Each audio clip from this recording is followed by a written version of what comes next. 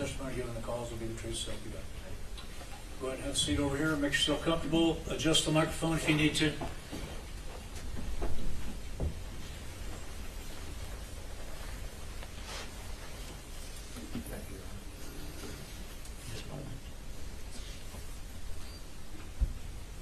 Would you tell us your name?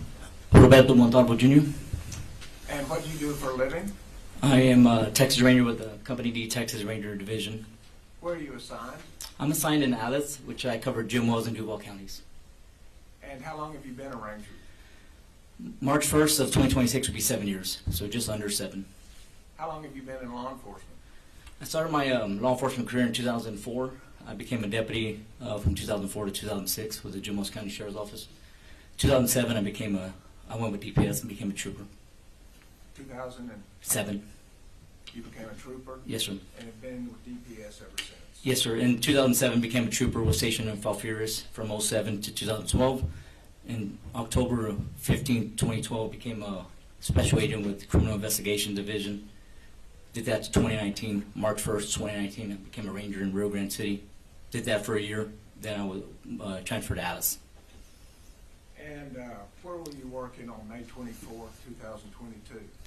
So I was stationed in Alice, but I was actually in Rio Grande City giving evidence to the 229th District Attorney's Office in reference to a murder investigation. So part of your work is also to hold evidence or to organize evidence? Yes, sir. And so what happened? How did you end up going to Uvalde? So I'm also a member of the Company D crime scene team. On May 24, 2022, I was notified by a message by Company D Texas Ranger Patrick O'Connor. He was our team leader for the Company D crime scene team. He activated the team to head to Uvalde in reference to the shooting. And what time did you get there? So the notification that the team was activated was around noon, and I didn't get to Uvalde until around 5:30ish. So the event was already over, is that correct? That's correct. What did you do that evening? While I was en route to Uvalde to Robb Elementary, I was redirected by Lieutenant Joey Evans to assist Ranger Tyler Williamson at the Uvalde Memorial Hospital. And what did you do at the hospital? So at the hospital, assisting Ranger Williamson identify all the victims from Robb Elementary. And while I was there, I made contact with 2 deceased children. And who were those 2 deceased children? It was one male child, Jose Flores Jr., and one female, Jacqueline Cáceres. And so most of the children from Robb Elementary School went from Robb Elementary School to the medical examiner's office? Yes, sir. But these 2 children went to the hospital and then went to the medical examiner, is that correct? Yes, sir. I made contact with the deceased children there at the hospital, and then I also made contact with the Justice of Peace, who declared them deceased, and then I released the children to the funeral home where they were transported to Bexar County Medical Examiner. So those would be the last 2 children on the medical examiner's number 1799 and 1800. I am not sure about the number sequence. Fair enough. And then what did you do after going to the hospital? After the hospital, I did meet up with Company C Texas Ranger Jason Shea, and I received victims' clothing that he had recovered. Since I was going to Robb Elementary, I recovered those items and then eventually placed them into the administration room there at Robb Elementary for evidence storage at that night. Okay. At some point, did you take over evidence storage? Yes, sir. So the lead Texas Ranger, Jose Sanchez, he assigned me to be the evidence custodian for the investigation. And what's the evidence custodian? Just receiving, documenting, collecting, transferring, releasing of all evidence or mostly all evidence involved in the investigation. Kind of just being a manager over the property. As evidence comes in, it would come into you then? Yes. As central housing? Yes, sir. Okay. And because you started being the manager of the evidence, were you sent out on assignments when additional evidence was observed? That's correct. So on a couple incidents, I was tasked to go collect a few items. And tell us about those tasks. So on the first incident was Staff Captain Troy Wilson at the time. He tasked me on May 31st, 2022, to go to Robb Elementary and collect some items that were discovered after the initial processing of the crime scene. Those items were in room 111 and room 112. One of the items was in room 111, a Hellfire trigger snap-on device, and in room 112 was 2 spent cartridge casings. I proceeded to the school, documented my involvement. I photographed, collected the items, and then placed them into the evidence room. And did you then thereafter get an assignment to go collect 2 more cartridges? That's correct. On June 6th, myself and Company F, Texas Ranger Nick Hill, were tasked by Staff Captain Troy Wilson to go and collect 2 spent cartridge casings on the outside, the west side of the building of Robb Elementary, and some projectile fragments that came from room 111. And did that information come from civilians that were working around Robb Elementary? I was told it was from a cleaning crew. I have no details on who located those items. Your purpose in being here is just to say when you got there where you found these items. Is that Yes, sir, correct? that's correct. But this is clearly a month later. Is that correct? June 6th? So one was May 31st, and then the other one was June 6th. Okay. Excuse me, May 24th, then it would be 2 weeks. Yes, sir. Thank you for correcting me. Yes. And have you reviewed, just in the last few weeks, the photographs that you took documenting this work? That's correct.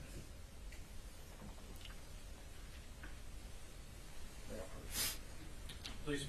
871 and 881. Those are the exhibits that you reviewed before coming here to testify. Is that correct?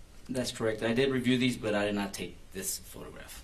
You didn't take the photographs, but did they fairly and accurately depict what work you did? That's correct. Thank you. Can I look at most of them? Please look at all of them.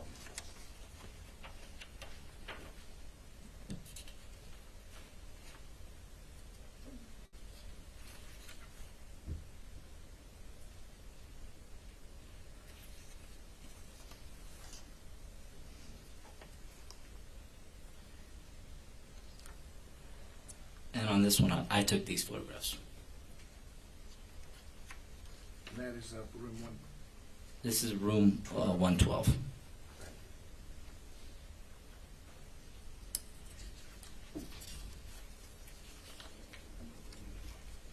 I took these on room 111.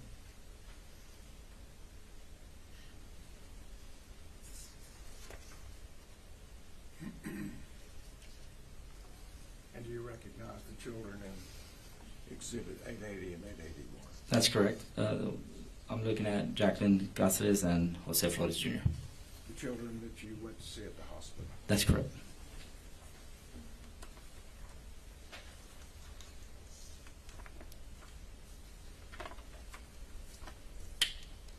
The set offers 871 and 881.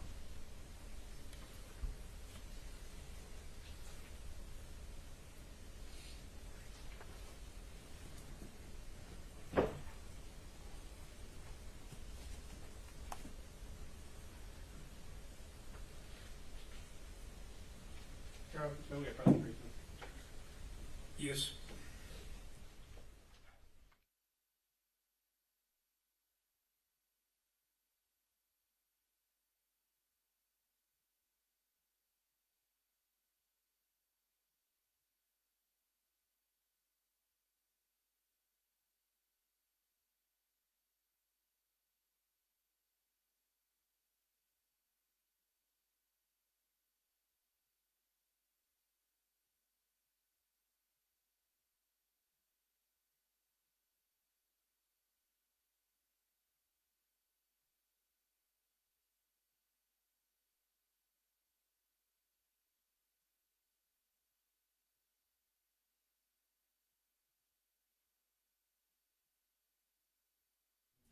What we're looking at?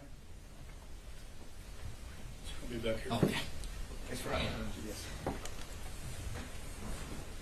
Yes, sir. That's a photograph of the west side of Robb Elementary. And the windows there at Robb Elementary, does it look like there's been some work done there? Yes, they've been boarded up. Okay. And would you stand on the outside of that building in order to put those boards up That's correct. in close proximity to where that orange cone is? Yes, the orange cone is a marker for where the shell casings were located. Thank you. And State's Exhibit 872? That's just a mid-range photograph of that same west side wall and a little bit closer of the to the cone. And it shows the concrete lining at the bottom, the ragged concrete. Does that help us identify where those casings were? Yes, sir. And State's Exhibit 873? And that's just a close-up of the exhibit, the one that we collected, the two cartridge casings. And will you show that, please, to the jury? So the spent cartridge casings were located right around, it was about 9.5 inches from the wall. Thank you.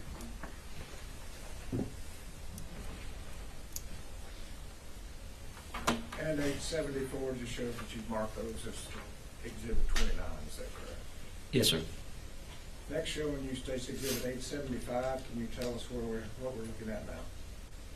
Yeah, so that first picture that was on June 6th, those first series of pictures that was on June 6th that we recovered those two spent cartridge casings. This one's on May 31st. This is in room 112, and this is a kind of a mid-range photograph of Exhibit 55, which is two spent cartridge casings. And State's Exhibit 876? It's just a closer picture showing Exhibit 55, which is the two spent cartridge casings. And that's the only additional cartridges you recovered from 112, is that correct? From 112, that's correct. Then did you move into room 111? I believe I was in room 111 first, and then I went to room 112. But yes, the same day, just I went to room 111 and collected the Hellfire trigger device. Showing you Exhibit 877.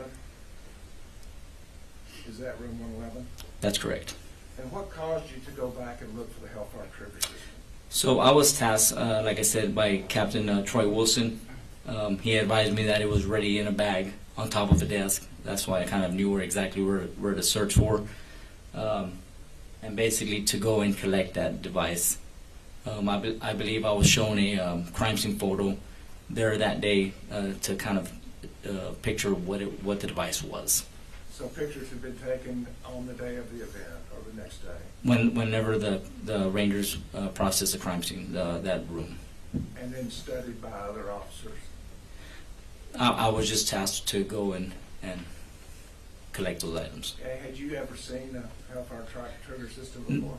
Not that device. I believe I've seen a version 1, but I haven't seen that version. Thank you. And on Exhibit 877, is that Hellfire trigger system, excuse me, I guess we're on 878. Can you tell us what we're looking at here? Yes, that's a bag on top of a desk. The Hellfire trigger device is underneath that. Is inside that bag. And 879. It's just another side of the bag to show the exhibit. Would you point out the Hellfire trigger system? This is the Hellfire trigger mechanism. Thank you. And I just finished, and this is just quickly, but where you started the investigation of Robb Elementary at the hospital, I'm going to ask you if State's Exhibit 880. Judge, we just asked again for a warning. These are going to be two autopsy pictures of the children. Just a warning for the audience. Just of the faces along with live photos, just because these photographs needed to be displayed. Yes, And sir. the names repeated. Okay, ladies and gentlemen, these are presented in the same way that the other autopsy photos were presented the other day, so you're welcome to step out if you like. You may proceed. So State's Exhibit 880, that's Jacqueline Caceres. 1399 autopsy number, is that correct? That's correct. And State's Exhibit 881, Jose Flores, autopsy number 1400, is that correct? That's correct. That's the witness. May I proceed, Judge? Please. So Ranger Montaro, I want to talk a little bit about My name's Jason Goss. We haven't met before. No, we haven't. Yeah, I'm one of the lawyers representing Adrian. And I want to discuss a little bit about, you first talked about shell casings on the outside. Judge, can I approach the television? Yes. Thank you. So, if you can turn around, we got Defense Exhibit 9 up here. Okay. So, I think, if I'm right, that cone was somewhere, maybe in this area here. It's from the south to the north between the 5th and 6th window. Okay, so if we counted windows, 1, 2, 3, 4, 5, it would be right here. Yes, sir. Okay. And these are shell casings that would be here. The 2 shell casings by the west side wall, that's correct. And so I just want to ask a little bit of your experience with, a little bit of your experience with firearms. I'm sure you've been trained generally in firearms. That's correct. Are you a firearms instructor, or have you done anything like that? I am a firearm instructor. So let's talk about, like, is it TCOL instructor? Yes, sir. Okay, so TCOL is the Texas Commission on Law Enforcement. That's correct. Right. And a lot of times, as you know, they'll ask people to be instructors, and then you take a class on how to be an instructor, basically how to present stuff, right? That's correct.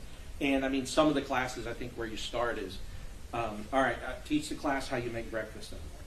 Something like that, and it gives you a topic, and then you go through a PowerPoint or whatever else when you take that class, and then now, I guess they're helping you to understand this is how you present information to people so they can learn it properly, right? That's correct.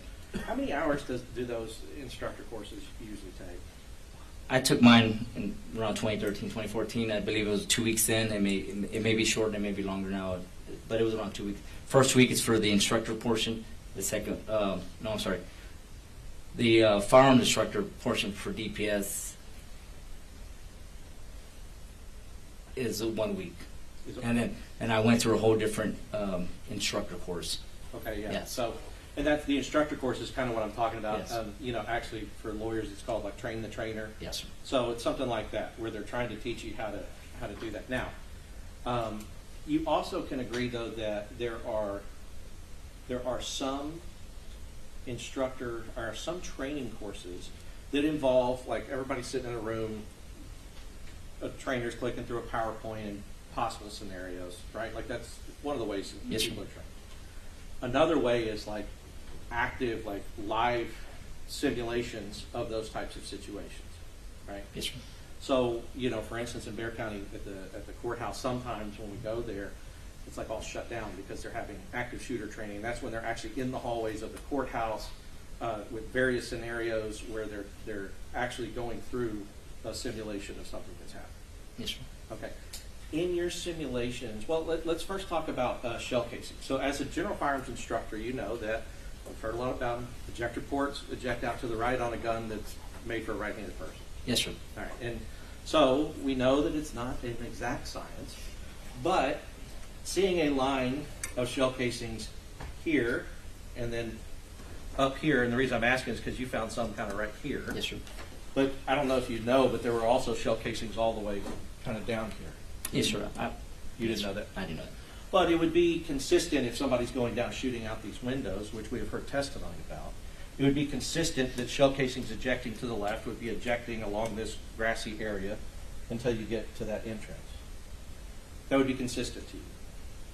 That would be consistent, yes, sir. Right, because if I said, look, Ranger Montaro, somebody's firing in this window, and you find shell casings over here to the right, that would be consistent with somebody squared off against that window, firing into it, and the shell casings ejecting the way they're supposed to. Well, we all know that even though it's ejection port to the right, they could be standing here and it's ejecting to the right. They could be having the gun to the side and it's ejecting up, and they can actually be have it upside down and ejecting. now it's going to the left. Right. So we can't really just assume that it automatically ejects to the right. We just can't assume that. It's true, but one of the things here is that the prosecution has the burden of proving beyond a reasonable doubt things, right? What we're talking about is kind of probabilities, though, because we don't have the burden. So I want to talk about what's probable. Yes, it can, and there always can be those like, well, there is that one time that a guy approached the school with an AR turned upside down and ejected left, but most of the time that you've ever seen or heard of somebody shooting it, they're not holding it upside down when they're doing it. You would agree with that? Yes, sir. Right. And so the probable, sure, there's always all the possibilities, but let's just, they have beyond a reasonable doubt. We don't. We have probabilities, we have possibilities. So the probability is that shooting, ejecting out to the right. That's most likely, right? The most likely scenario. We recover spent shell casings and we just document the facts. Sure. We can always assume, but we're not gonna. We just present the facts. And I'm with you, but I think you know, because others have testified as well, other Rangers have testified that, you know, one shell casing here or there is one thing, but when they start grouping up in a line like that, it does start to tell you kind of some probabilities of shooter movement. Yes, sir. Right.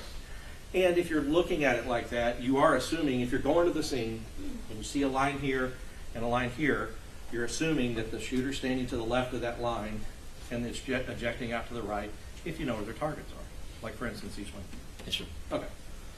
So, and we have this little person here we pointed out. You see this person here? Yes, sir. I'm not asking you to identify the person. It's a small person. Maybe not in real life, but on that screen, you agree with that. It's a person. Right, and it looks very small, almost to where you can't see him. And the reason I'm doing that is to point out that the angle and the perception that we have, this would be the size of a person in this photograph. So this car to this person, this car to that person, those are long distances you can tell just based on the size of the person in the photograph. Yes, sir. Right, okay. So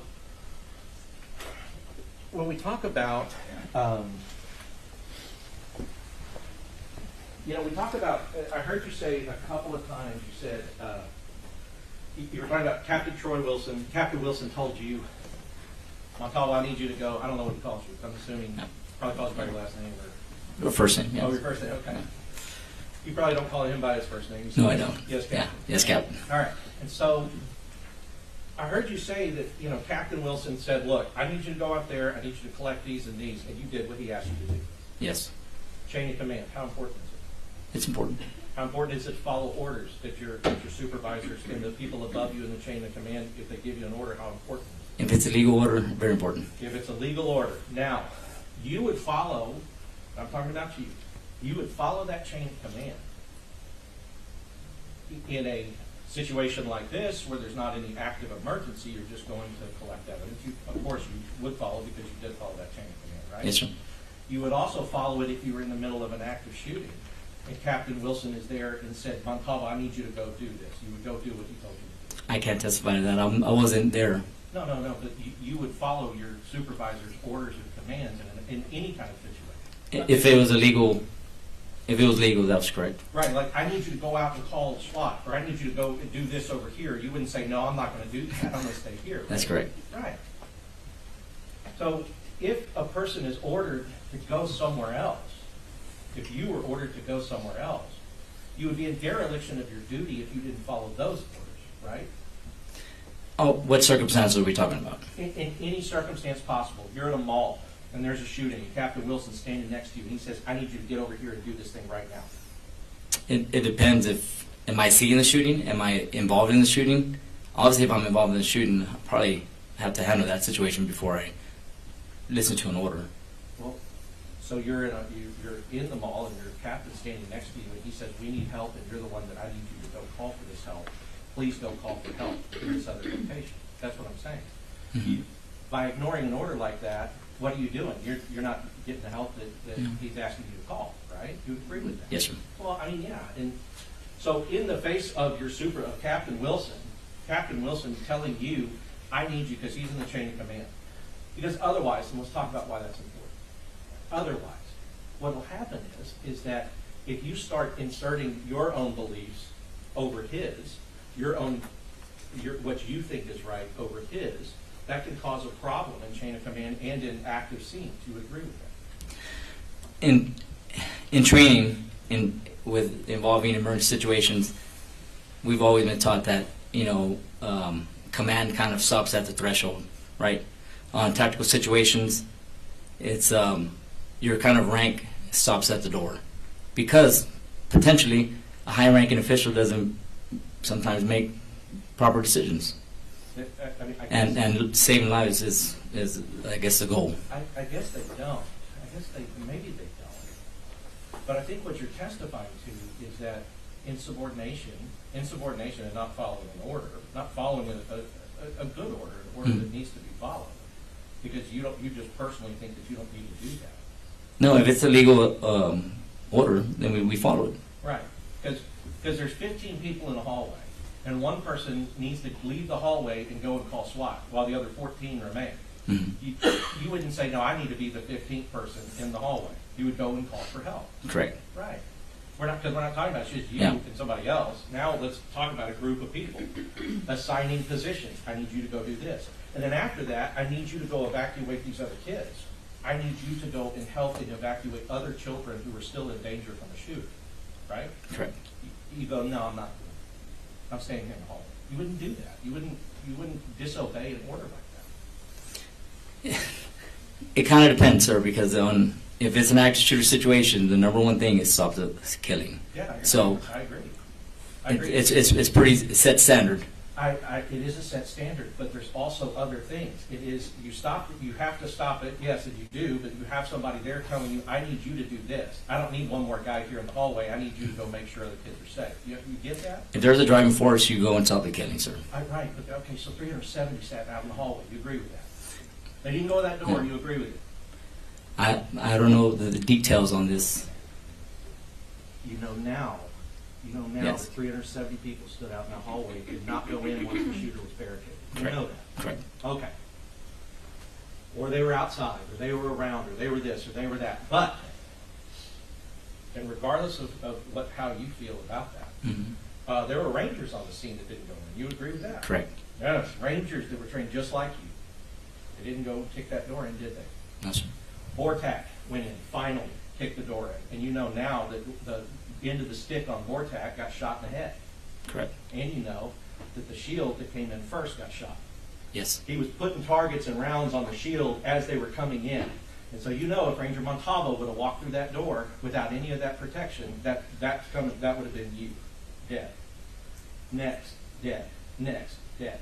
Because that was a fatal funnel in room 111. You agree with that? I would think that the goal is to isolate, distract, or neutralize the shooter. That's true. That's true. But stacking a bunch of bodies in front of that doorway, because you can only go in that door one at a time. Yes, sir. Right? And when they finally, and they still didn't make it out without the end of the stick getting shot in the head. But at least they had, when the shooter started shooting, they had enough protection that they could find and locate where he was, and put as many rounds into him as they could. Yes, sir. Right? I mean, because that's the thing. I mean, you know, the shooter, they're showing pictures of him. The shooter's like, it's grouped right here in his chest. They were just, once they knew where he was coming from, they all unloaded everything they had on him. Rightfully so. But before that point, you have a fatal funnel in the sense that the shooter is in a closet directly across from the door, waiting to be a cop killer. Right? That's what he wants, is to be a cop killer. You know that. I know it. Well, you know he tried to. It was attempted capital murder of a police officer. You knew that. As the first incident when they approached the door, I'm sorry, I really don't. Okay, first incident when they approached the door, yeah, one of Adrian's colleagues was shot in the head Okay. at that point. But Wayne Jackson, we know that Wayne Jackson was at the end of the stick on the Vortac team, and Wayne Jackson got shot in the head, turned it around, and I think it made him drop his gun in the classroom. Yes, sir. But I guess before that, before they have that ability to go in like that, we had Rangers, we had Uvalde PD, we had Uvalde ISD, we had basically DPS, Highway Patrol. We had groups of officers, all sitting there, all apparently having the same training, and we've had every officer come in and say they would have just run in that room. All of those people did not run in the room at that time. You would agree with that? Yes, sir.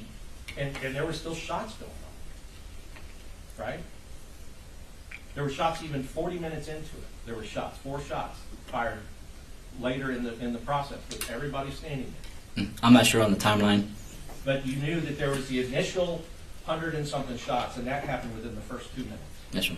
And then there were some various shots after that point. You may not know the exact one. All right. Because if a claim is made that each one of those shots puts the people in the hall on notice that they should go in, you're saying that you should just go in and one after another. I'm saying from what I've learned from alert training, which is a standard, is to isolate, distract, and neutralize the individual. Right. Sure. Right. Sure.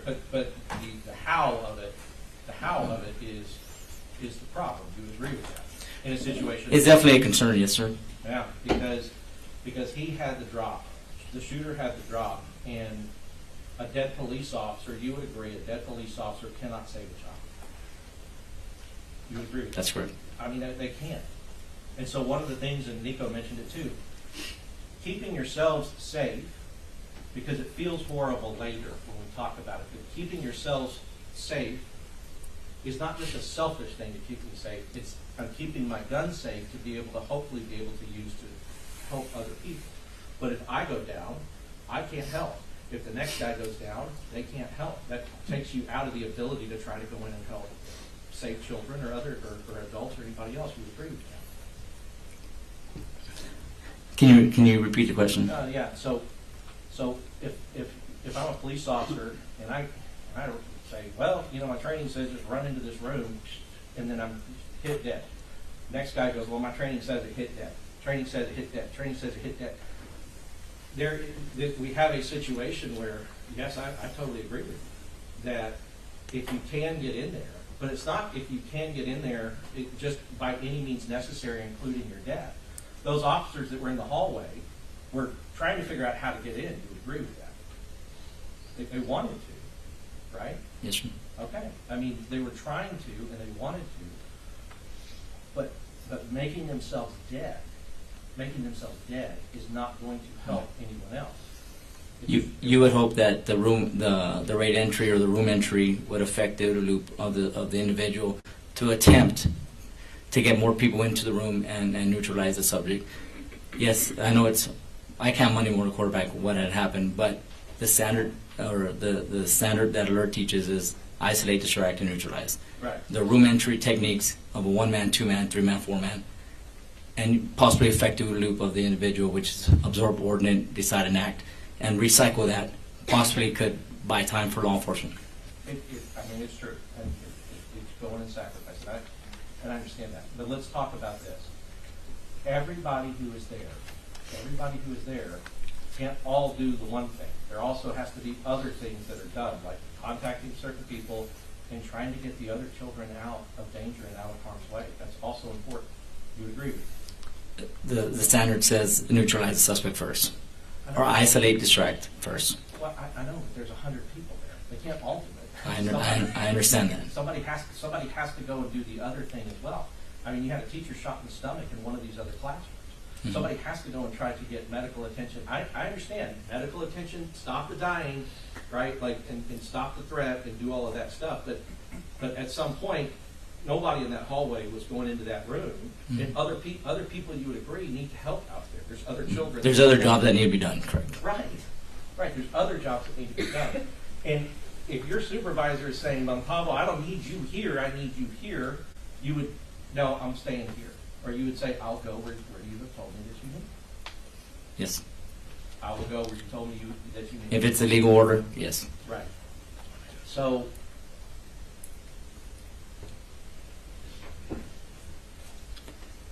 and you wouldn't be doing that out of fear for your safety. You would be doing that. You would be doing that because you know that you have a chain of command that you have to follow, and if it's a legal order and it makes sense, then you have to go do it. Yes, sir. Okay.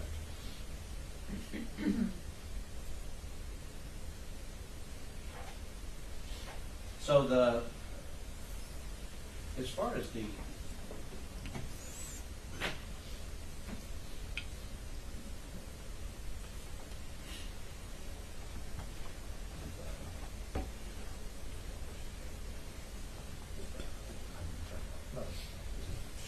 So let me just talk about, I guess as a Ranger, well, you know, you were in Jim Wells for a little bit, and we've been asking a few people this. Like, I am assuming that your involvement with any kind of active shooter situation is investigating it after and not having been through one. That's correct. Other than just a basic level 1 alert training. The alert training. Yes, right. sir. And I guess another thing is if somebody didn't get that alert training or receive that alert training, they wouldn't even know the same things that you did about the alert. Correct. Okay. But have you ever, because you talked about the OODA loop and I want to talk about it, have you ever been in a situation where you were taking fire or there was fire, guns were being fired around you? Correct, yes. You have been in that situation? Yes, sir. Okay. And you're a firearms instructor, so you also know about gunfire, and especially rifle fire, that it's loud. Yes, sir. Okay. And you are trained that that in areas like urban areas, areas with buildings, even like I guess mountainous areas, Mm-hmm. right?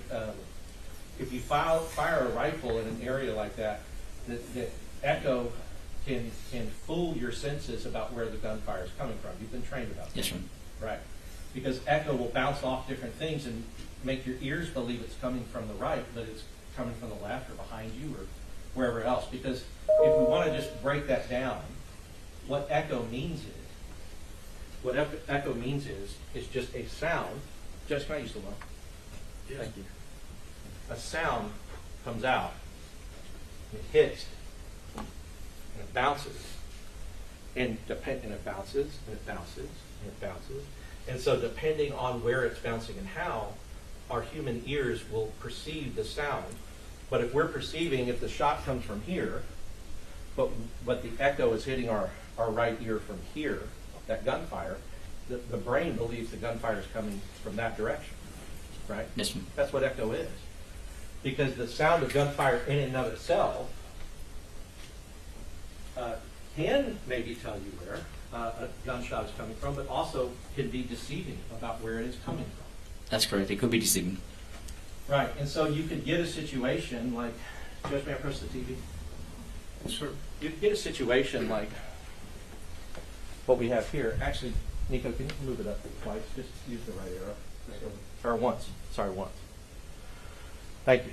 Okay, so we get a situation, and we've heard a little bit. We're going to hear a little more. Not necessarily these cars here. You have to think of it like these three cars are a little bit back here. Okay. Because there were 3 officers that were here on the west side as the shooter is coming up the west side of the school.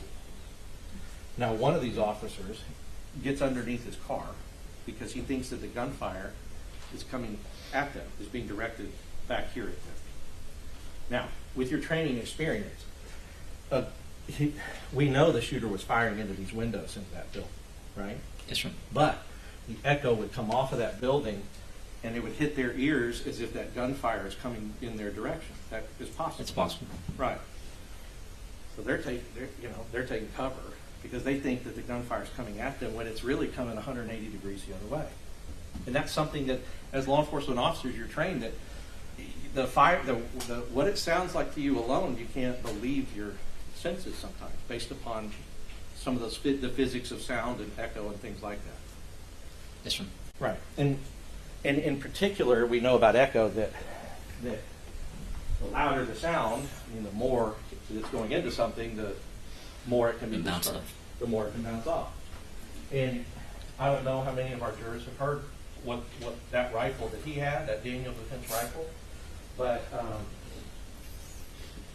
they will hear it when these videos come in. But you know that the sound of a rifle like that is extremely loud.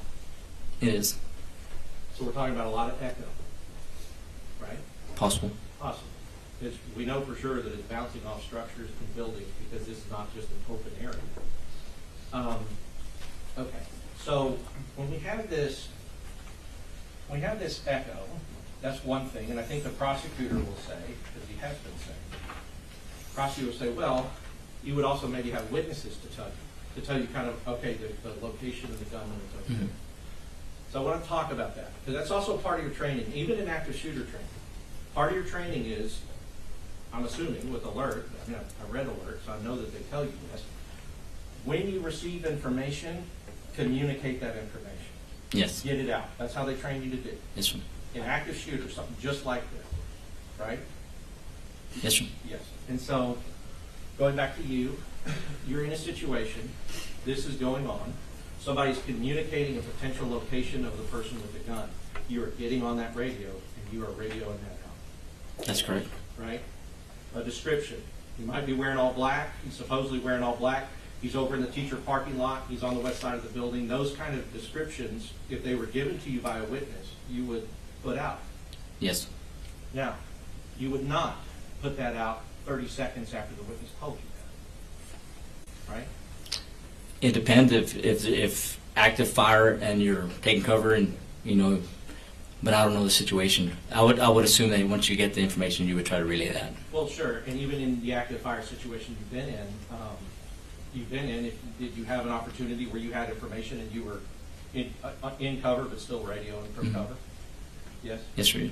Right, because you get down but you're still going, you know, your adrenaline's going crazy in that kind of situation. You would agree? Yes, sir.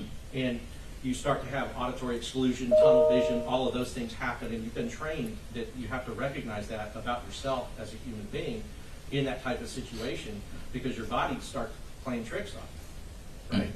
During stressful situations, it has been taught to us that you would lose the auditory exclusion and tunnel vision. Right. So the auditory exclusion means you stop hearing what's happening, like your ears kind of cut off, maybe because your eyes are focused or whatever else, but that is something that you're taught and trained that can happen. Yes, sir. Okay. What that means is you might not hear everything or hear everything correctly that you're being told. Correct. Yes. Right. So the other thing though is what I guess I'm saying is yes, assuming you're not like in a gunfight, like where you're, you know, this guy and I'm trying to do this or whatever, but information's being relayed, you're relaying that information as soon as you can. You agree with that? You would try to process it and see if it's correct information as well. Sure, right, because, and that's part of the OODA loop, right? So then it'll set you back in the OODA loop, because now if they're saying something but your ears are hearing something different, then you're trying to go, okay, which one is which, right? Yes, sir. But as far as descriptions, it says it in the training. It says if you get description, radio it out. If you get this, radio. Tell other people that are coming, because the response here, you know, they talk about Adrian being, you know, one of the first. He was there maybe about 25 seconds before other officers are there as well, right? So just with that in mind, once he's radioing, there are now other people that are also at the scene that could benefit from the information of where is this guy? What does this guy look like? What are we looking for? You would agree? Correct. Yes, sir. So, and that would be following training to radio out the description or like where something is. Yes, sir. Right? It wouldn't be considered, like nobody would ever consider that you know of. Would not be considered, hey, I'm trying to get other people to do my job for me, so I'm going to radio description. Right? No. That would be ridiculous. That's what you're trained to do, is to get it out and get the information out for the safety of others. Yes, sir. All right. So so let's talk about this. When you are, as an officer, when you are approaching a scene, you are trusting, you have to trust what dispatch is telling you about what you're going into, right? Or what you're observing. Or what you're observing, right? So let's talk about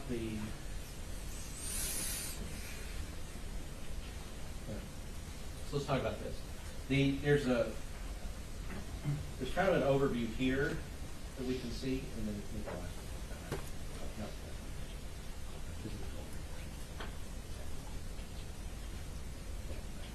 Judge, can I press the TV? Yes. Okay, so what the jury's heard.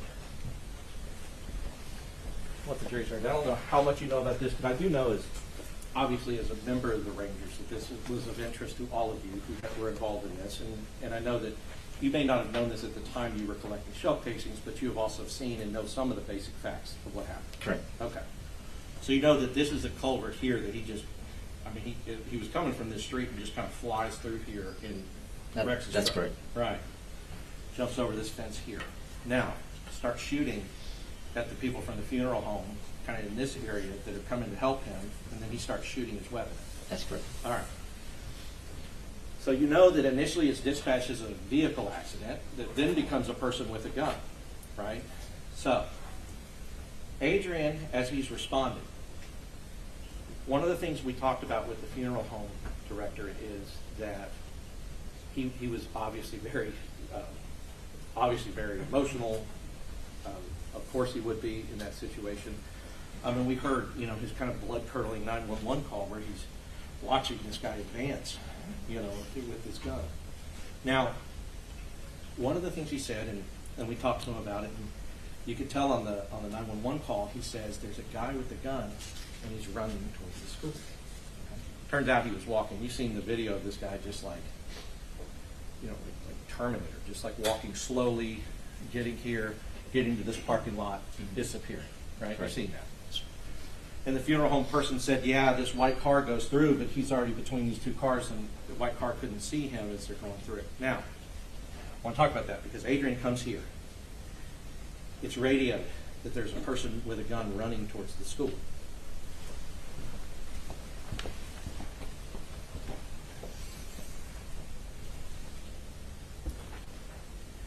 That person is witness one in their indictment, Melody Flores.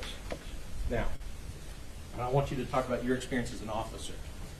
You've gotten that call. You see a person here running, right? That's what you're going to focus on. If you've just gotten a call that a shooter with a gun is running towards the school, right?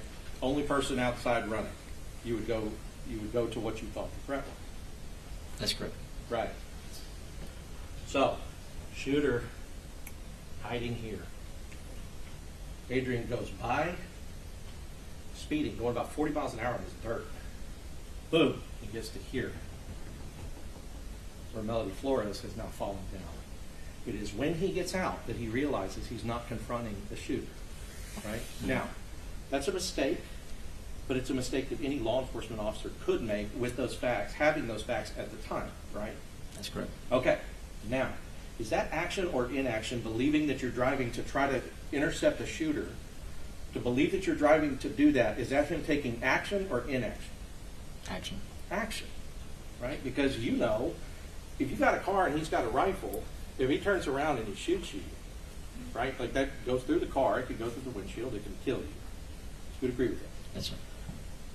So it is not inaction to try and speed towards the person that what's been called out over the radio is a running person towards the school who has a gun and has just shot at people, right?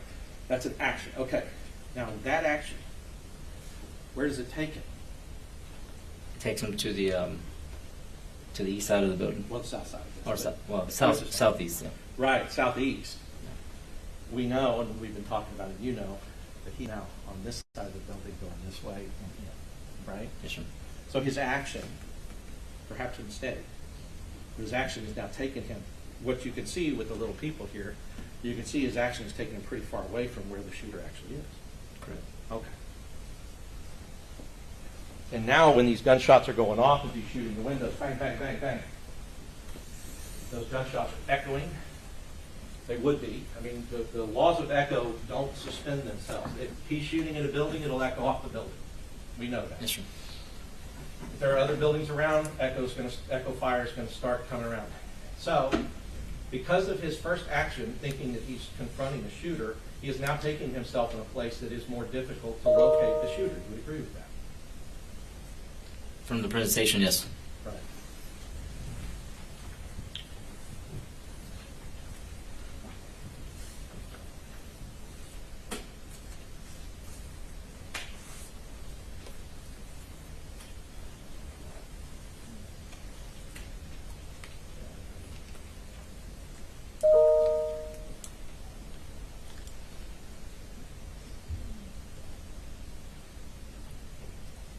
I'll pass it.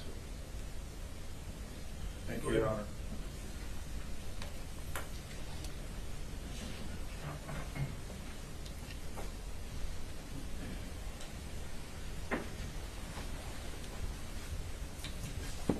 Professor Goss's questioning, there was an issue about shell casings along this wall. Do you remember that? Yes, sir.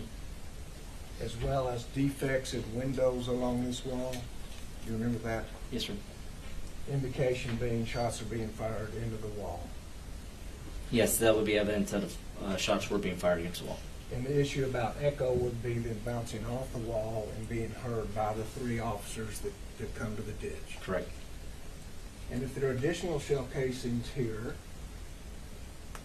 would you expect that those shots are going toward the building, there to be defects in that building? If there was defects consistent with where the shell casing were located, that would be correct. And if there are shell casings here, but there are not defects in the building, would that indicate to you from that short distance that the shots are not going into the building? That's correct. Could be going directly at the officers, That's correct. which would not be an echo. That's correct. We'd have to ask the witnesses to look, actually eyewitnesses instead of hypotheticals, the eyewitnesses that inspected to see if there were defects in this building, correct? Yes, sir. I wouldn't know if there was defects on that building.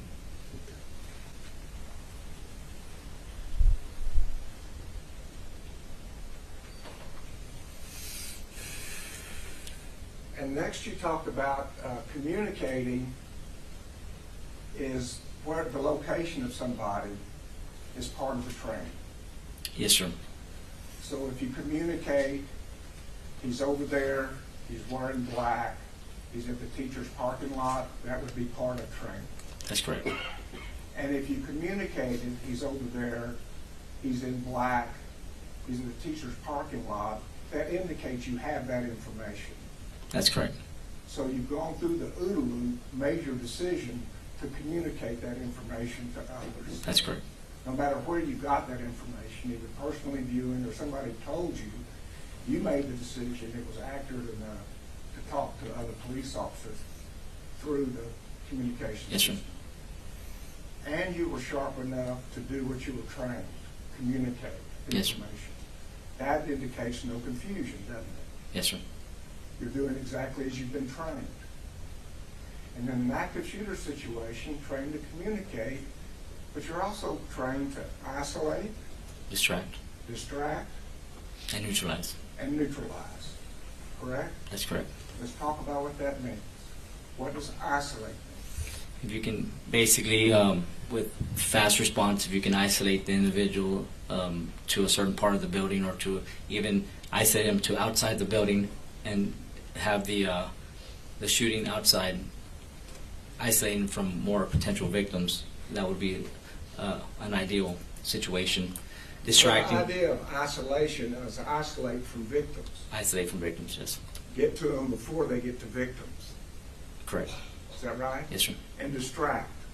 Just distracting them from going and getting to the victims. Distracting them, maybe just making contact with them and distracting them. You're the distraction, and you encounter that subject. Distract them from the potential victims. So if you make your presence known, it distracts his attention from the victims, That's correct. thereby saving lives. Yes, sir. And the final is neutralize. Just neutralizing the individual, either in a shooting or getting them apprehended. Just taking them out of the situation in general. So during this period that Mr. Goss talked to you about, Adrian Gonzales, if he was communicating to other officers where he was following his training. Correct. Do you have any indication that he isolated, distracted, or neutralized the gunman in this case? It doesn't appear that like that. Yes, sir. That's his training too. His training is to definitely, the standards are set to isolate, distract, and neutralize. That's the way. But Ranger Montaro, one thing that you didn't know, that the jury knows from our opening statement, is that when Adrian communicated that, the shooter had gone into the building the second before. He wasn't even there. And see, and that's the thing, right? It's like, yeah, so you would assume that at the time he communicated is the time that he knew that this was happening. At the time that he got the information, and he's calling it out over the radio, which your training says. Officers should communicate the following information to responding units. Location of the threat, direction of travel, as well as any other known locations, any other descriptions. Yes, sir. Right? Conditions, everything. Yes, sir. Right. So, when he communicates, at that moment he communicates, it is a second after the shooter has already entered the building. Right? So, he does end up, and what the prosecution is presenting to you is if, I agree, he had this information and could have done something about it. But you would agree, if by the time he got the information, the shooter was already in the building, the only information that's good there is the color of the clothes that he's wearing, right? Yes, sir. Because he's no longer in the parking lot. That's correct. And evidence can prove that, because we can time it to the second, what time Adrian called that out and what time the shooter entered the building. Yes, sir. If that was the circumstances, if the timeline shows that, Right. that's correct. Right. And so then now you got another OODA loop, which is, and I kind of wanted to talk about this. Shots in the building, shots outside the building. That's something that is probably easier to tell if something's outside or something's inside or something's like down the hallway from where you are, even if you're outside and it's happening inside. Right? Possibly. That's right. Right. And so, and we're going to see from the officers, we're finally getting to that point, we're going to see from some of the officers that were there that the shots start happening inside, and Donald Page and Adrian Gonzales from the south side, along with Coronado, start running into the south side of the building, which is what you're trained to do. That's correct. Because now they're going, this guy's not like, he hasn't run around and gone off somewhere over here. They know he is inside the school, and if they do rush inside the school when that happens, that's what you're supposed to do. That's correct. Okay. The, because it's like you're trained to isolate. So let's talk about isolate real quick. Just may I press the TV? Yes. So isolate means like, yeah, keep them outside if you can. And remember, just and make this assumption, because we've been talking about this. Adrian over here finally gets the information that he needs, what the guy's dressed in, and this is the teacher parking. He's on the west side of the building, teacher parking lot. A second before that, this guy has like, whoop, just walked into this thing. Now, if this door is locked, does that make it easier for officers to isolate him outside? That's correct. Right, but it wasn't locked. He just walked right in. Okay. If the hallway doors are locked, because now, at this point, Donald Page is pulled up here. Adrian's gotten out from around here. The teachers run off this way. Adrian's gotten out from around here. Him and Donald Page are here. They hear gunfire from inside the building, and they run in this south door. So what we've kind of seen is that this door kind of goes like this, and this hallway here, 111, 112 are here. This door goes like this, and they run in when they hear the gunfire inside. Okay, so as they run in and they go down the hall, they're not running down the hall because the hall is full of gun smoke, and they can't, and there's not a shooter in the hallway when they come in. But as they're making their way down the hall with their guns, trying to figure it out, doing all of this, right? You would agree that hearing gunfire inside of a building and running into that building towards the gunfire is action. That's action. That's correct. Right. Okay. And it's potentially deadly action. And every officer who's doing that knows that they're now in a hallway with a guy with a rifle, and they have guns. That's correct. Handguns. Right. And just because I know you know, officers will tend to wear Kevlar vests, which are rated for certain types of weapons, right? Yes, sir. So a regular Kevlar vest can stop a handgun round, but it can't stop a rifle. Level 3 will stop a handgun round. Right. So somebody shoots you in the vest with a rifle, it goes through the vest and into your body. That's correct. If it's level 3 protection. Right. Now, to get to that rifle protection, you need to start having like hard plates that are put in there that like steel that can actually stop the round.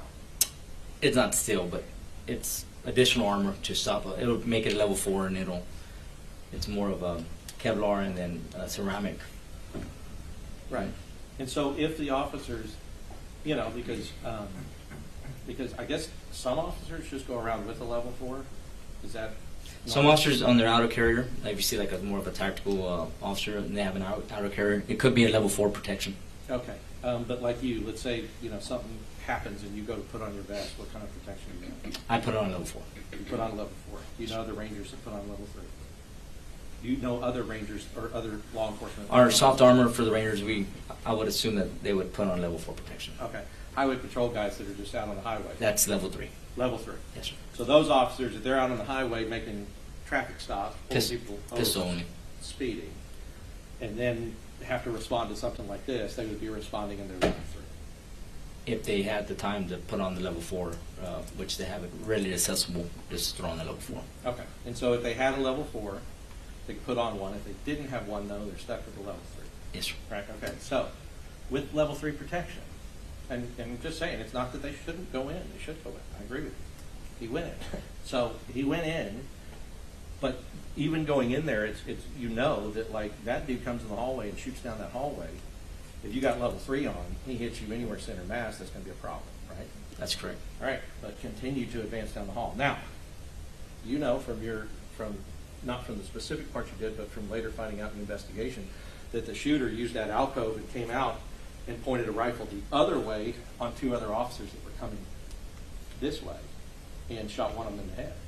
Or you didn't know that? I know that one had a gunshot wound. Yes, he was shot. Yes. Right. And it was these guys coming here. So one of these guys coming here. So if somebody's in an alcove, the shooter's in an alcove and not presenting his body, these guys here can't shoot. These guys here may not have line of sight depending on where they are. But that rifle round going off in the hallway and an officer saying, you know, he got me, right? So you're hearing all of this. You would agree as an officer that's an emergency, crazy situation, right? That you're dealing with. Yes. Right. But you have the option of going, forget this, and running out the door. Or you can stay and continue to try to advance and continue to stay in the hallway to see what you can do.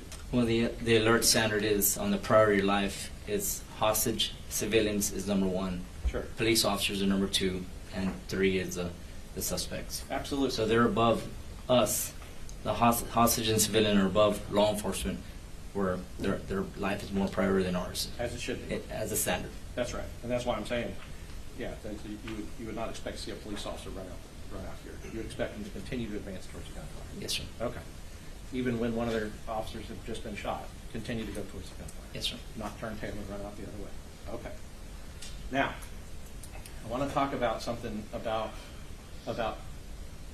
going in solo or not. So here's the distinction. If you have not figured out what the decision is yet, right? If you're sitting here solo and you know he's in here, I hear gunfire in here, I'm the only one out here, you know your training says run in. Run in. Run it, right.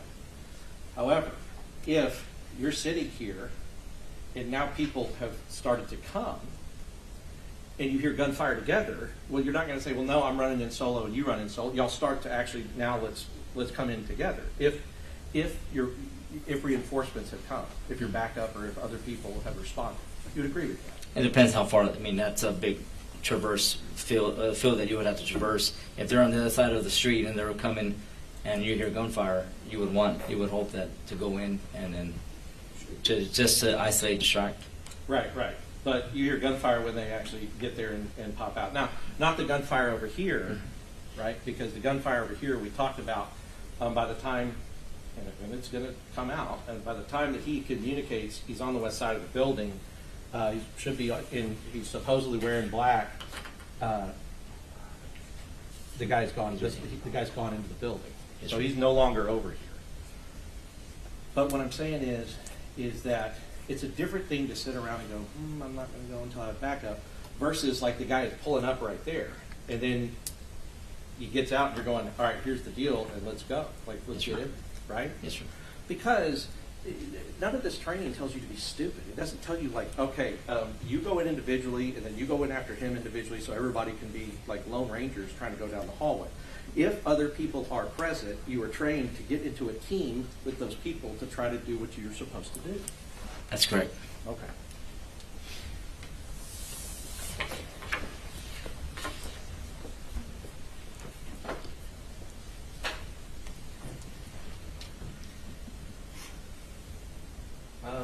Distract.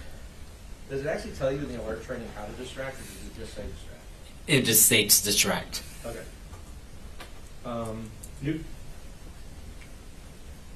Yeah, Nico was telling me that's, it's like saying a football player, go win the game, but not really telling them how to do it, right? It's just saying distract. And I guess in your mind, you're thinking of things that you could do to distract, but obviously you can't distract anybody if by the time you know where they are, they've already gone to another location that you don't know where they are.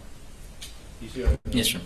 Because what I've noticed about your trainings, I've looked at your trainings, and I've looked at alert trainings, and I've looked at other active shooter trainings, and almost every example involves the officer knowing and seeing the shooter, or knowing where he is. Do you see what I mean? Yes, sir.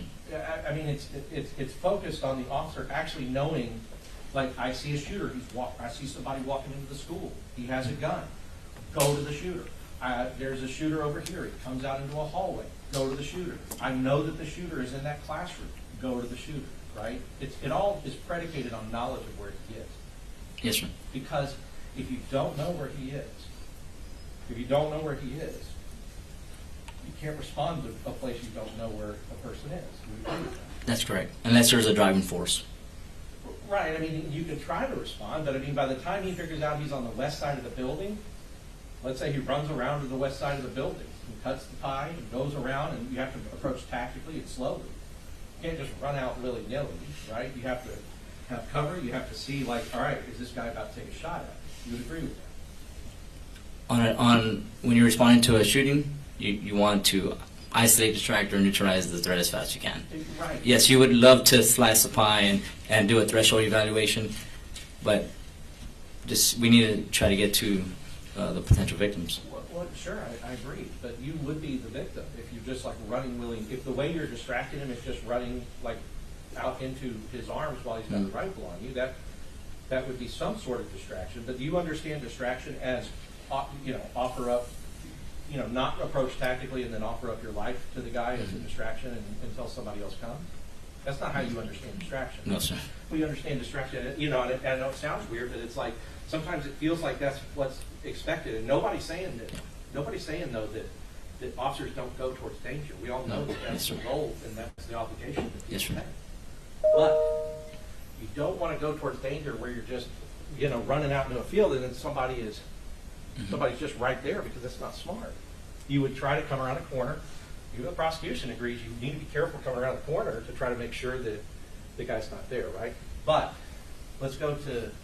Governor, that's just a rambling statement. He hadn't asked a question for 4 minutes. I'll sustain the objection. The rambling statement. Yeah, I understand. I'll cut it up. Thank you. I guess what I'm saying ultimately is that had Adrian gone around there at the time that he communicated, if all that lines up, where he communicates this is his location, but the guy's already gone in, then Adrian would just be now on the west side of the building while the shooter is inside, in the classrooms, shooting people. But now he's on the other side of the building, right? Yes, sir. Okay.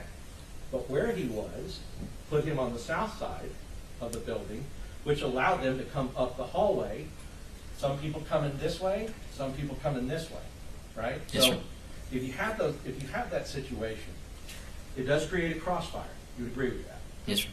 And crossfire is you have friendlies, people who are other officers, or people who are on your side and not the bad guy. Other officers on the other side of you, so if everybody starts shooting at a guy in the middle of you two, or the two groups, then there's a risk that you shoot each other. That's correct.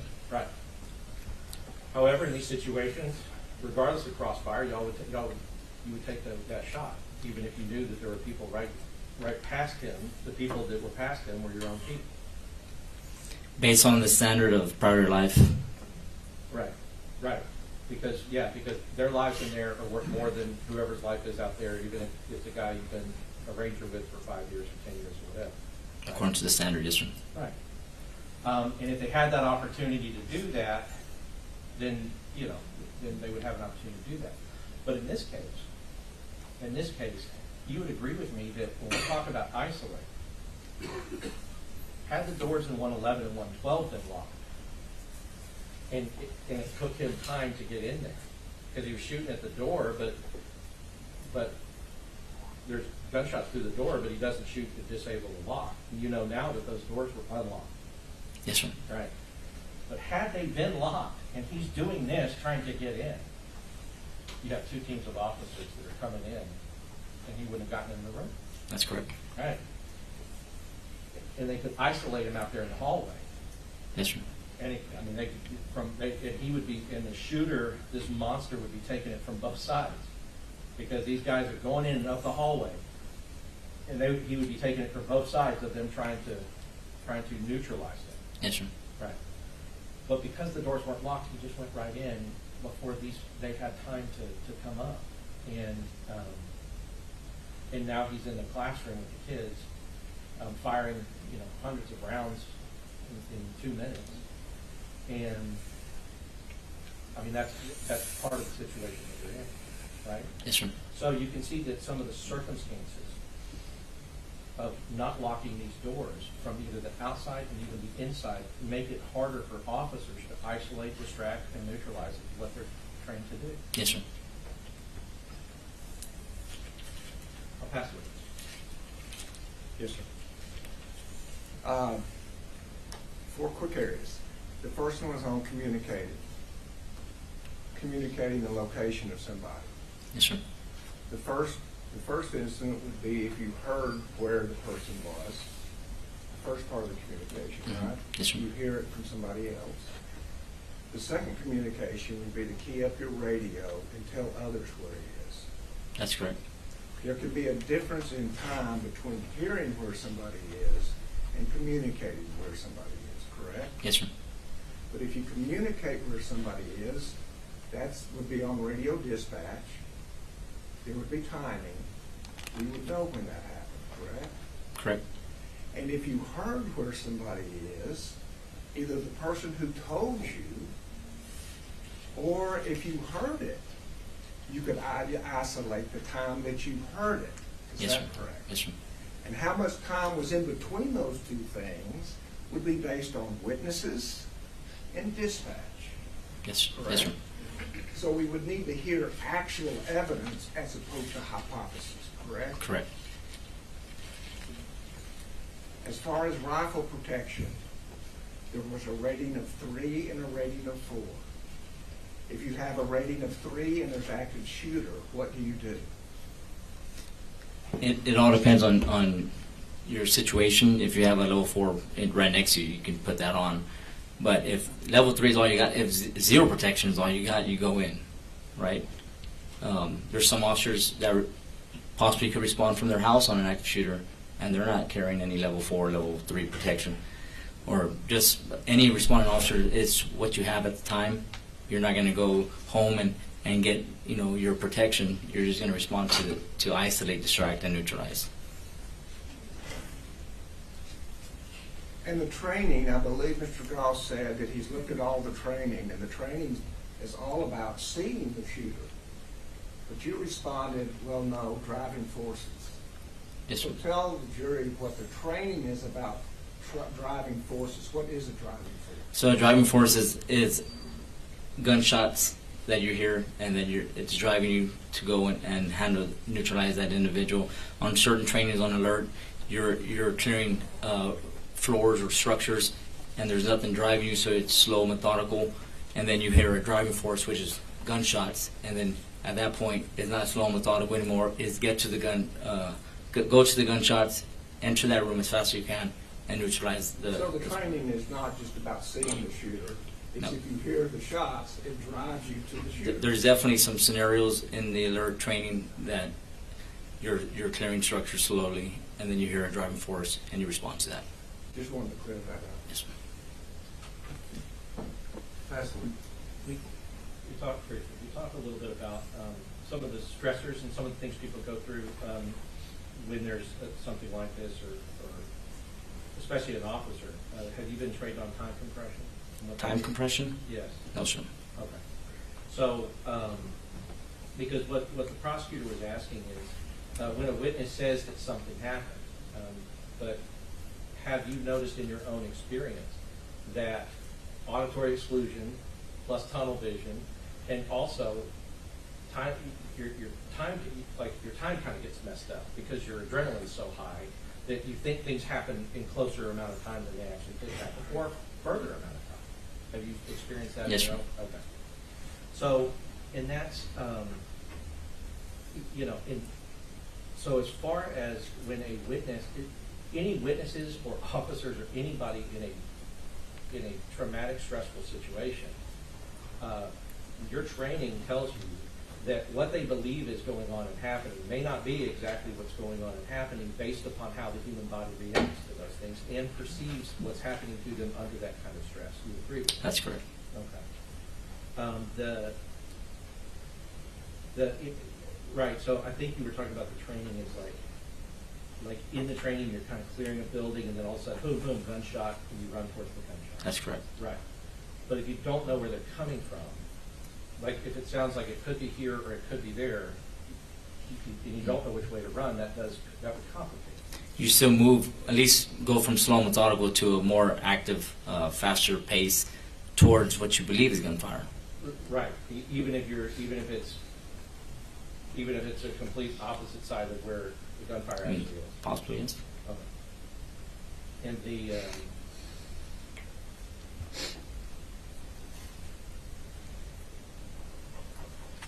yeah, and then I guess you had alert training, but not all officers get alert training. Did you know that? I think it's a standard now. After this. Yes, sir. Right, and so, yes, I mean, and so if something so horrible happens, and now, of course, they're given that training, but you know, training records before this happened, that would tell the story about what kind of training a person got. Correct. Okay.